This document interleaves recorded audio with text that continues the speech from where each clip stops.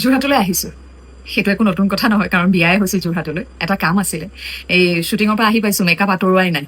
ভাবিলোঁ পটককৈ ভিডিঅ'টো বনাই লওঁ, কিয়নো এটা কথাই মোৰ মনত ক্ৰিয়া কৰি আছে সেই অনুষ্ঠানটোৰ পৰাই আচলতে। তাতে মোক এটা প্ৰশ্ন কৰিছিলে মিডিয়াৰ তৰফৰ পৰা যে এতিয়া যে আমাৰ মুখ্যমন্ত্ৰী ডাঙৰীয়াই ইউটিউবাৰ্ছ হওক, ইনফ্লুৱেঞ্চাৰ্ছ হওক, যিসকলে বান সাহায্যৰ অনুদান তেওঁলোকে গ্ৰহণ কৰিছে নিজৰ একাউণ্টত, আৰু মানে সকলোতো ওলাই আহিব নোৱাৰে, গতিকে তেওঁলোকৰ জৰিয়তে যিসকলে সহায় আগবঢ়াইছে আমাৰ বানাক্ৰান্ত দুৰ্ভগীয়া লোকসকললৈ, সেইবিলাকৰ হেনো নিৰীক্ষণ হ'ব চৰকাৰী তৰফৰ পৰা। মই কি কওঁ, হঠাৎ এটা অনুষ্ঠানৰ মাজত শ্বুটিঙলৈ গৈছোঁ, বহুত মানুহ ঘপককৈ কিবা এটা সুধিলে কেতিয়াবা সঠিক যিটো ক'ম বুলি ভাবোঁ চাগে কোৱা নহয়। সেইকাৰণে ভাবিলোঁ মোৰ মনৰ কথাখিনি মই এতিয়া কৈ থওঁ আপোনালোকক।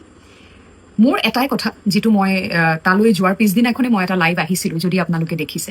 মোৰ এটাই কথা, ইনফ্লুৱেঞ্চাৰ্ছ হওক, ইউটিউবাৰ্ছ হওক, সকলোকে প্ৰথমতে ধন্যবাদ জ্ঞাপন কৰিছোঁ, কাৰণ এইবাৰ যিটো এটা জাগৰণ সৃষ্টি হ'ল, যি ধৰণেৰে বিশ্বৰ বিভিন্ন প্ৰান্তৰ পৰাই আচলতে আমাৰ এই ইমান দুৰ্ভগীয়াত এই ঘটনা, যেনেধৰণেৰে সকলোৱে ওলাই আহিছে মানুহে মানুহৰ বাবে, যি ধৰণেৰে সহায় আগবঢ়াইছে, এই ইউটিউবাৰ্ছ বা ইনফ্লুৱেঞ্চাৰ্ছসকলে যি ধৰণৰ এক জাগৰণৰ সৃষ্টি কৰিলে, সজাগতাৰ সৃষ্টি কৰিলে, আপোনালোকলৈ ধন্যবাদ। মই সেইদিনাখন অহাৰ পিছতে এটা ভিডিঅ' কৰিছিলোঁ, মাননীয় মুখ্যমন্ত্ৰী ডাঙৰীয়ালৈ এতিয়াই অনুৰোধ জনাইছিলোঁ যে এইবাৰ বান সাহায্য যিটো আহিব, আপুনি ব্যক্তিগতভাৱে যেন সেই ক্ষেত্ৰটো তদাৰক কৰে, একদম শেষৰ টকাটোলৈকে যেন সেই বানাক্ৰান্ত লোকসকলে পায়।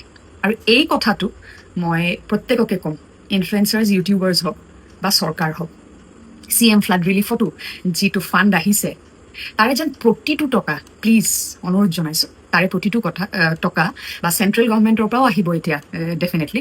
গতিকে সেই প্ৰতিটো টকা বান সাহায্যৰ বাবে আমি হয়তো চব ওলাই যাব পৰা নাই, হাতে কামে লাগিব পৰা নাই, যিসকলে দিছে CM ফাণ্ডতে হওক, ইনফ্লুৱেঞ্চাৰ্ছ, ইউটিউবাৰ্ছৰ একাউণ্টতে হওক, প্ৰতিটো টকাই যেনৰ সদব্যৱহাৰ হয়, বানাক্ৰান্ত লোকসকলে সেই প্ৰতিটো তেওঁলোকলৈ পঠোৱা প্ৰতিটো টকাই পায়।